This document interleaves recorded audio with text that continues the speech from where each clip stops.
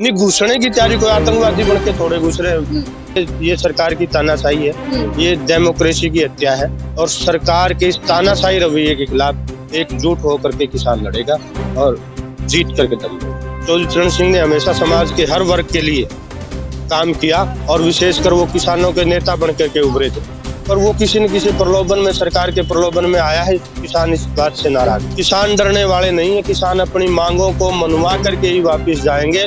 और मैं आपके चैनल के माध्यम से फिर कहना चाहता हूँ कि लाठी, गोली, डंडों और मुकदमों से इनको नहीं डराया जा सकता। ये ऐसी कौम है, सब वर्ग है कि जब जब इन्होंने दिल्ली पे चढ़ाई की, जीत को वापस किया। कितनी बैरिकेडिंग लगाए, कितनी दमनकारी नीतियां अपनाए सरकार, कितनी तानाशाही करे सरकार।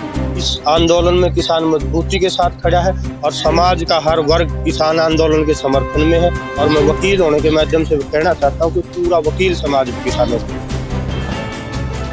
सटीक खबरों का सीधा असर। आप देख रहे हैं एनसीआर समाचार, खबर भी असर भी।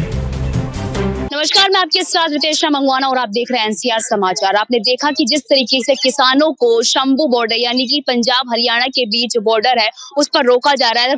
तमाम चौका बंदी लगी हुई है, कीलें गाड़ी गई हैं, यहाँ तक कि नदियां तक बना दी गई है।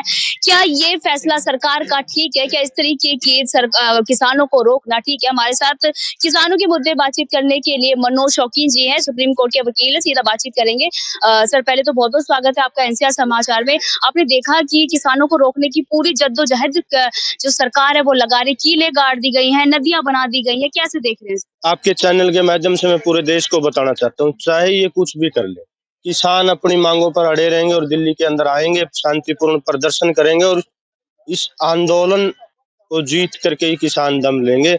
और मैंने पहले भी कहा था आपके चैनलों के माध्यम से कि हम जब जब दिल्ली आए, किसान वर्ग जब जब दिल्ली आया है, इतिहास उठा के देख लेना पिछली सरकारों का, कि वो जीत के गया है। और जिस तरह सरकार कितनी तानाशाही कर ले, किसान अपने मांगों पर अड़े रहेंगे और जब तक नहीं मानी जाएंगी, शांतिपूर्ण तरीके से आंदोलन करते हैं। तो सरकार कह तो रही है हम बातचीत करने के लिए तैयार है, शर्तें मानने के लिए तैयार है, फिर क्यों पंजाब के जो किसान है उस तरीके की बर्बरता दिखा रहे, बैरिकेडिंग तोड़ के आगे घुस रहे? किसान ने कभी बर्बरता नहीं दिखाई। आपने देखा होगा पिछले वर्ष 13 महीने दिल्ली के बॉर्डरों पर बैठ करके शांतिपूर्ण तरीके से आंदोलन किया। सरकार ने उनको आश्वासन देकर उठाया और फिर सरकार अपने ही वादे से मुकर रही है। अब इसी वादा खिलाफी के खिलाफ किसान फिर से एकजुट होंगे, आंदोलन करेंगे और अपनी मांगों को मांगेंगे। पर अभी 24 के चुनाव भी करीब है और किसान दिल्ली में घुसने की तैयारी कर रहे हैं, कैसे देख रहे हैं? नहीं, घुसने की तैयारी, कोई आतंकवादी बन के थोड़े घुस रहे। ये तो अपनी मांगों को मनवाने के लिए। और यहाँ बहुत से लोग आते हैं दिल्ली के जंतर मंतर पे, आपने देखा होगा, प्रदर्शन करते हैं, अपनी मांगों को मनवाते हैं, अपनी मांगों की मांग करते हैं। तो उसी तरह से किसान भी दिल्ली में आ रहे हैं और अपनी मांगों को मनवाने। सरकार 144 धारा लागू है। सरकार ये सरकार की तानाशाही है, ये डेमोक्रेसी की हत्या है और सरकार के इस तानाशाही रवैये के खिलाफ एकजुट होकर के किसान लड़ेगा और जीत करके दम लेगा। अच्छा, आपने देखा कि चौधरी चरण सिंह जी को जब भारत रत्न मिला तो जयंत सिंह है वो एनडीए यानी कि सरकार की गोद में चले गए, तो कैसे देख रहे हैं? देखिए, जयंत चौधरी का अपना फैसला है, लेकिन इस फैसले से चौधरी चरण सिंह के प्रति जो लोगों की आस्था है उसके साथ जयंत चौधरी ने विश्वासघात किया है। ये पूरे देश का किसान इस बात से दुखी है।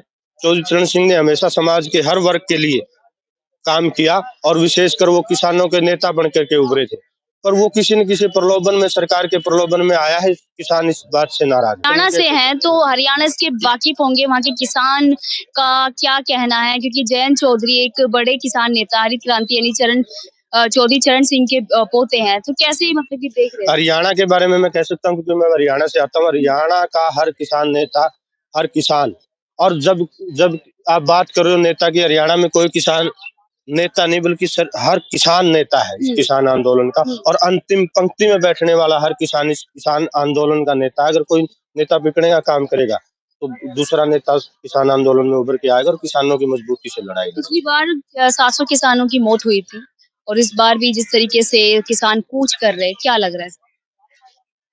मैं फिर कहना चाहता हूँ आपके चैनल के माध्यम से, 700 क्या शायद 7,000 किसानों की मौतें हो करवाए सरकार। किसान डरने वाले नहीं है, किसान अपनी मांगों को मनवा करके ही वापस जाएंगे।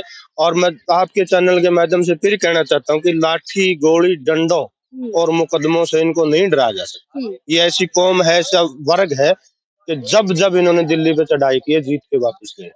मैं तो सरकार से निवेदन करना चाहता हूँ कि इनकी मांगों को मानने, जितना जल्दी हो सके उतनी मांगे और इनसे फिर माफी मांगे जैसे पहले मांगी थी प्रधानमंत्री जी, और इनकी मांगों को पूरा कर करके इनसे बातचीत करके वापस भेजिए। तो कैसे देख रहे हैं सर किसान? आज आपने देखा कि गाजीपुर बॉर्डर में एंट्री कर रहे थे तो आंसू गैस के गोले छोड़े गए तमाम किसानों पर, और तमाम आपने देखा कि हर जगह बैरिकेडिंग लगी हुई है। कैसे देख रहे कितनी बैरिकेडिंग लगाए, कितनी दमनकारी नीतियां अपनाए सरकार, कितनी तानाशाही करे सरकार। इस आंदोलन में किसान मजबूती के साथ खड़ा है और समाज का हर वर्ग किसान आंदोलन के समर्थन में है। और मैं वकील होने के माध्यम से कहना चाहता हूँ कि पूरा वकील समाज भी किसानों पर के जनता समर्थन में परेशान हो रही है ना सर किसानों के आने से? आपने देखा कि हर जगह रूट्स डाइवर्ट कर दिए हैं, बैरिकेडिंग लगा दी है। है। जनता किसानों के कारण परेशान नहीं है, ये तो सरकार जनता को परेशान करती है ताकि किसानों के विपरीत माहौल बने। ये तो किसान आंदोलन में आज देखा, किसानों को कभी अफगानिस्तानी कहा गया, कभी पाकिस्तानी कहा गया, कभी देशद्रोही कहा। इस देश के अंदाता के खिलाफ ऐसी ऐसी अफवाहें फैलाई गई, परंतु किसान तो दिल्ली के अंदर आना चाहता था। बैरिकेडिंग और किले तो सरकार ने की लोगों को परेशान करने के लिए, और अब भी सरकार परेशान कर रही है। किसानों को बातचीत के माध्यम से समस्या का हल करे तो किसानों को क्या किसानों की दुर्गता है? कोई ये राजनीति तो नहीं है 24 के चुनाव से पहले? किसान, आप कभी हरियाणा, पंजाब जाके देखना, कभी चक्कर लगे तो किसान को राजनीति नहीं कराने आती। किसान भोला किसान है, उसने काम काम करना और इस देश के लिए अन्न पैदा करने का काम किया। किसान कभी राजनीति नहीं करता, ना राजनीति उसके खून में। राकेश टिकैत और चंद्रजी जी इस आंदोलन से नदारद दिख रहे, क्या करें? वो उनका व्यक्तिगत मामला है और किसान आंदोलन में बहुत सी योजनाएं बनती हैं जो अंदरूनी होती हैं। मैं तो मानता नहीं कि राकेश टिकैत और चंदूनी किसान आंदोलन से अलग होंगे, क्योंकि हरियाणा में किसान मोर्चा की मीटिंग हुई है। मैंने तो किसी के माध्यम से पता चला है कि उनकी अपनी योजनाएं है, पूरा का पूरा किसान, पूरे देश का किसान इनके साथ बैठा हुआ है और वो अपनी अपनी योजना के अनुसार काम कर रहे हैं।